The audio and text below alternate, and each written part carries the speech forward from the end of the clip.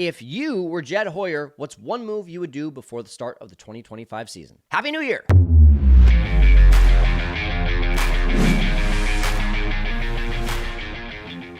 Hey, Setup Nation, Kyle Stanley here, and I asked you that exact question. What's one move that you would make before the end of the 2025 offseason if you were Jed Hoyer? I asked that question on the last two videos that I've done, and I got a few submissions here. We're going to go over 5 submissions that I had from some of you fans that I want to talk about, that I want to react to.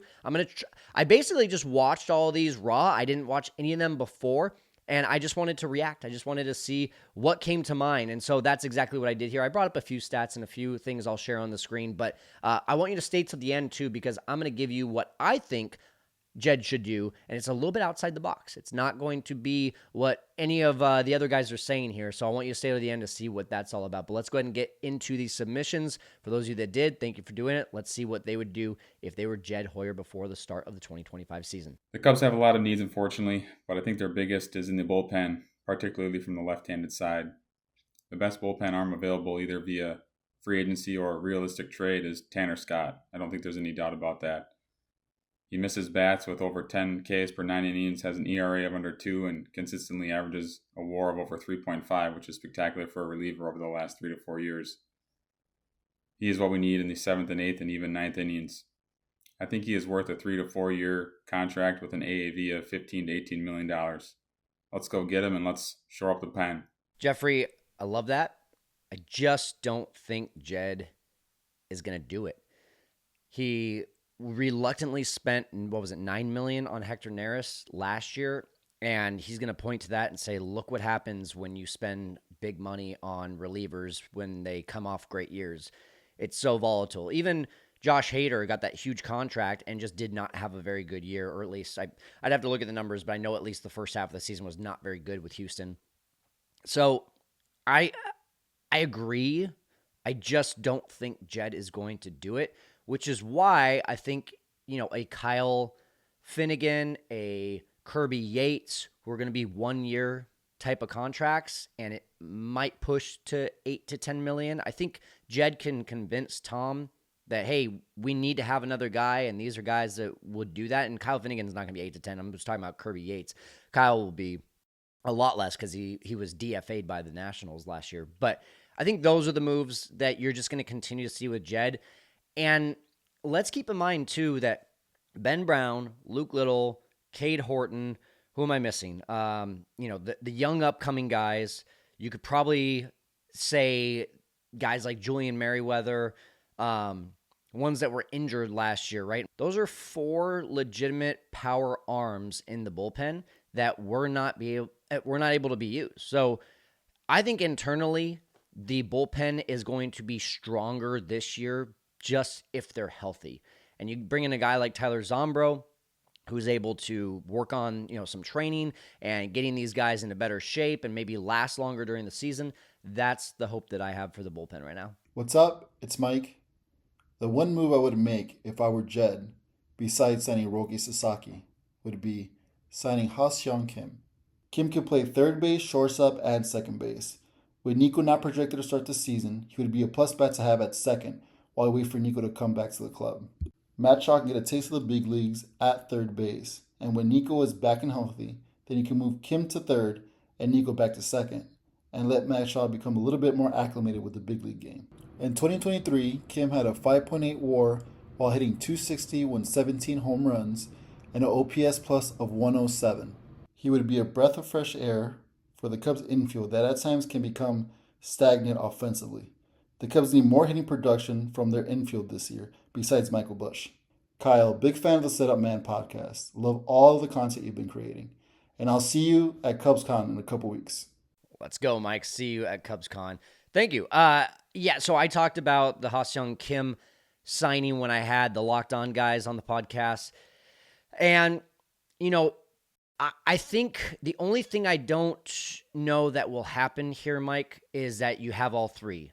Nico, Shaw, and Seong Kim.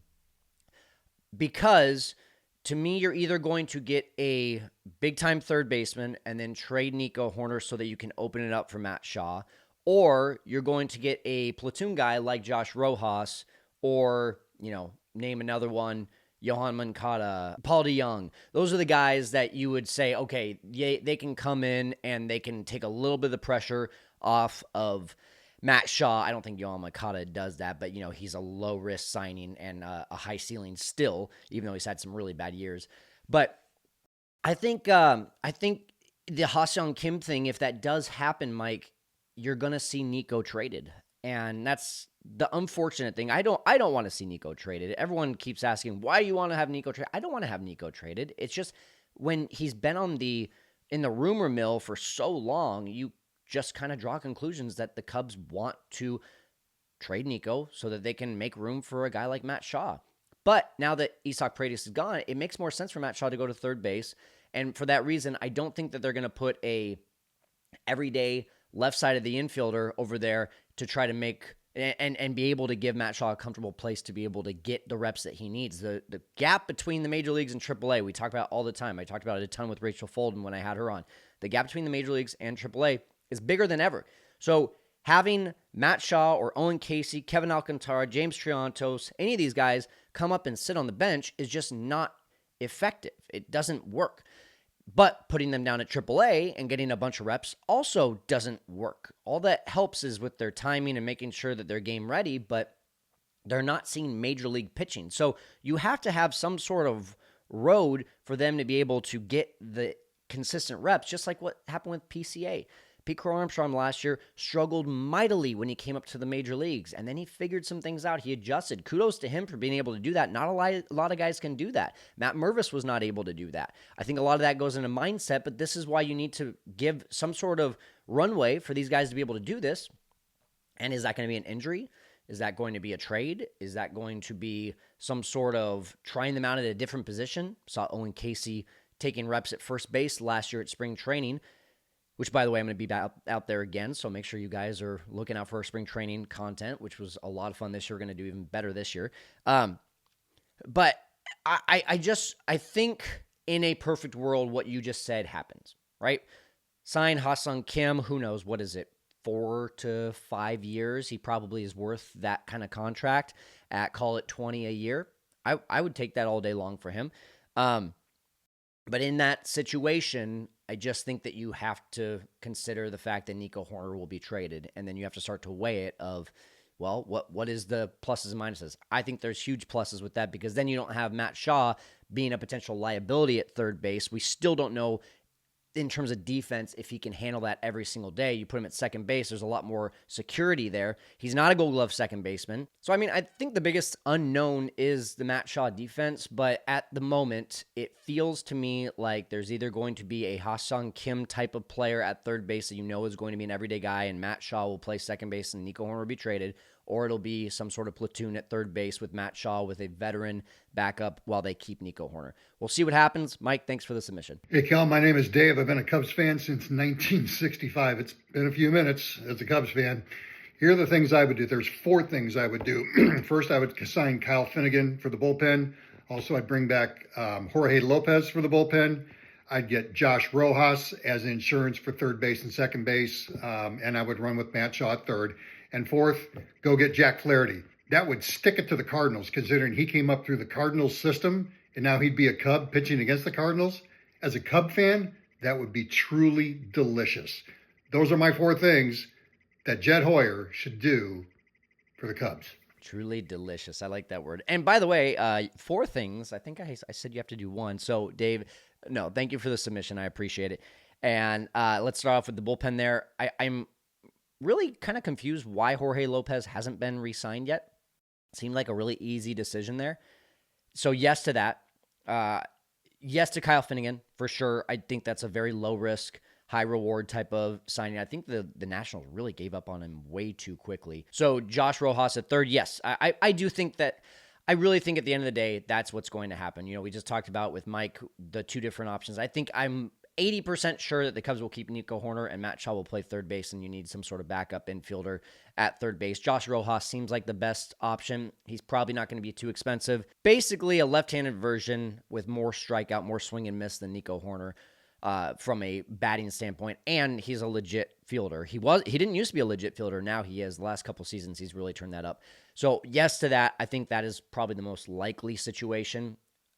And then lastly, Jack Flaherty. I think that's hilarious. I think that is awesome. I think that would be great. But with as much money as starting pitchers are costing as you're seeing, Matt Boyd is like the biggest bargain deal so far this offseason. When we first got Matt Boyd, we were like, we're paying this guy $14.5 million a year. And he made how many starts this last couple seasons? Well, look at all the other starters. I mean, you got Nathan Eovaldi, who's at the end of his career, making $25 per year for the next 3 years, and he's the number 2. So Jack Flaherty, probably in that same boat, but has a lot more years ahead of him.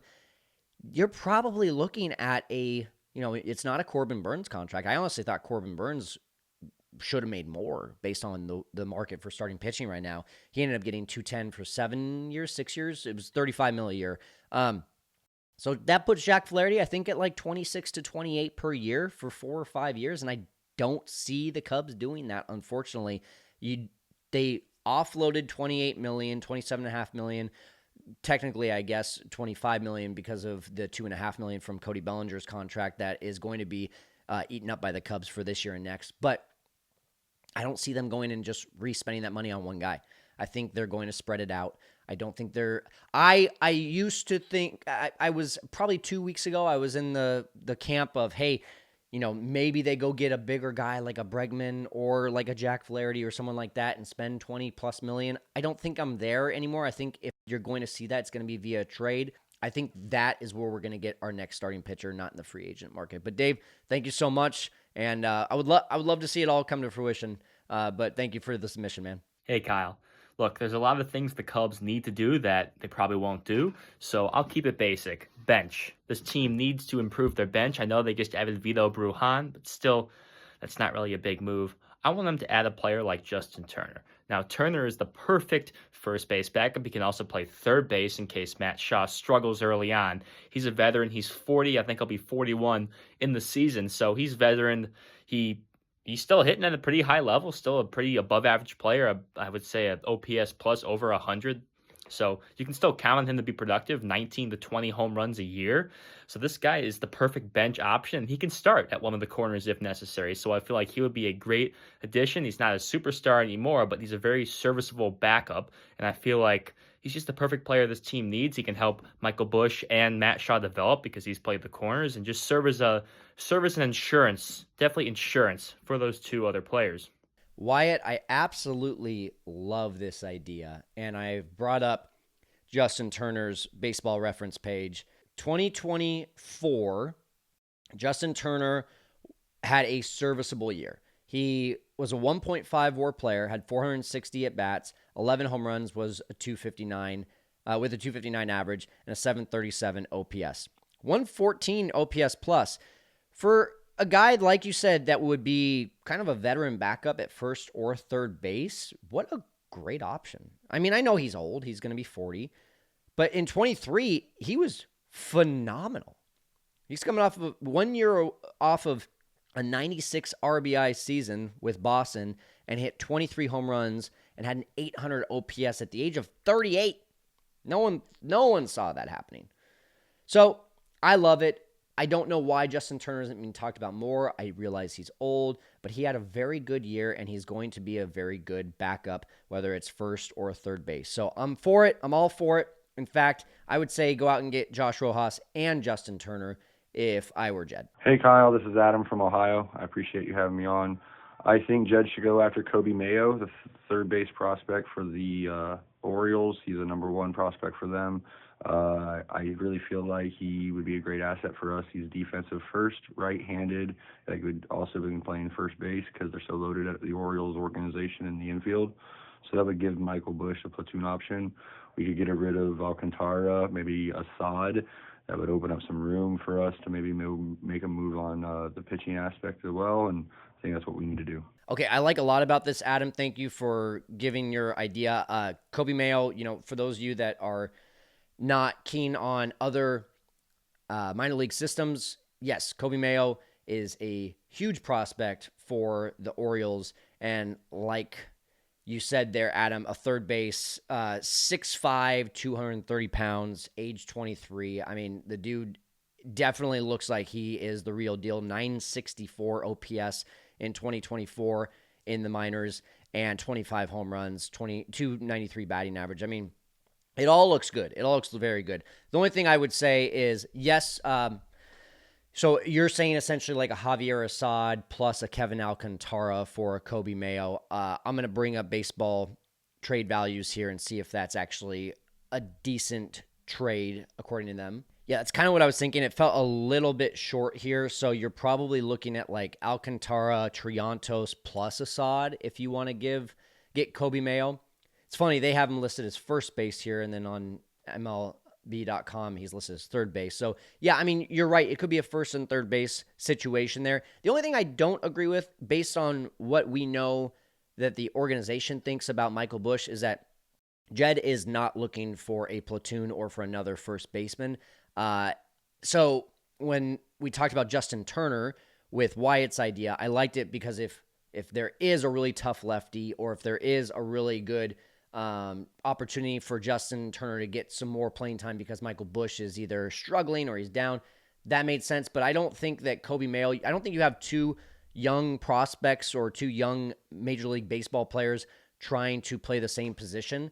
I think if this happens, what you look at, right, is maybe it is Alcantara, Assad, and Nico Horner that go over, which feels like a lot, to be completely honest. But if you do get Coby Mayo and you have Matt Shaw and you have Michael Busch, to me it feels like there's going to have to be some sort of give. Someone's got to open up something, because then you look at Mayo and you say, okay, third base. I don't know much about his defense, but you put him over at third base, you put Shaw at second, keep Michael Busch at first base, and then ideally you have someone like a Turner or some backup first baseman, or you have a backup third baseman like a Josh Rojas, and then if Busch gets hurt or something to the effect of having a platoon over there, then Mayo can slot over to first base. I love it. I think it would be game-changing. I just think that's going to be a high cost. I mean, he's got a 46.3 surplus. Just to give you some context, Cubs fans, Matt Shaw is Matt Shaw is 35.4. So, he's in close to the same ballpark as Coby Mayo, but that just gives you context of how big of a prospect Coby Mayo is. If Matt Shaw is a 35 and Coby Mayo is a 46 on the surplus for baseball trade values, then, he's the real deal. So thank you to everyone who submitted their video of what they would do if they were Jed before the end of 2025. Now, as promised, I told you I had something outside the box. My outside the box is to extend Pete Crow Armstrong. I want to see a Corbin Carroll / Jackson Chourio deal given to Pete Crow Armstrong right now, so that you can lock this guy in for the future and the Cubs can start to show that they are going to use this sensible spending towards guys that haven't quite done it yet, but are going to do it in the future. There's too many times that you're paying players for what they've done, not what they're going to do. Pete Crow Armstrong had a phenomenal second half. He has proven, in my eyes, that this is going to be a guy that is going to adjust very quickly to the major leagues. If he's struggling, he knows adjustments to make. I've talked to Lance Brzezowski. He has said that, Pete Crow Armstrong is one of those guys that is always making adjustments. He's always working on his swing. He's always trying to stay ahead of the curve. And that's the kind of trait that you can't teach that is so transferable to this league, that I just think he's going to be a superstar for years to come. Sign him now. Do an 8-year, $80 million deal, a lot like the Jackson Chourio one, if I'm in the same neighborhood there. Give him the money now and be happy in 4 or 5 years when you're like, okay, look at this superstar, look at this all-star, look at this top of the Gold Glove charts every single year player that we were able to get this bargain deal for. And now that opens up so many more opportunities, because you're not having to unload him like you had to do with Javi, you had to do with Rizzo, you had to do with Bryant, you had to do with Wilson Contreras, you had to do with all these guys, because all their contracts or arbitration times had come to an end, and you didn't sign them to long-term contracts during their pre-arb or arbitration years. Do that. Learn from the mistakes. Do that with Pete Crow Armstrong. That's what I would do if I was Jed Hoyer before the start of the 2025 season. Guys, we're going to be live with Lance Brzezowski tomorrow at 4:30 Central Time. We'll see you live here on the Setup Man YouTube channel. I'm going to go put my arm on ice.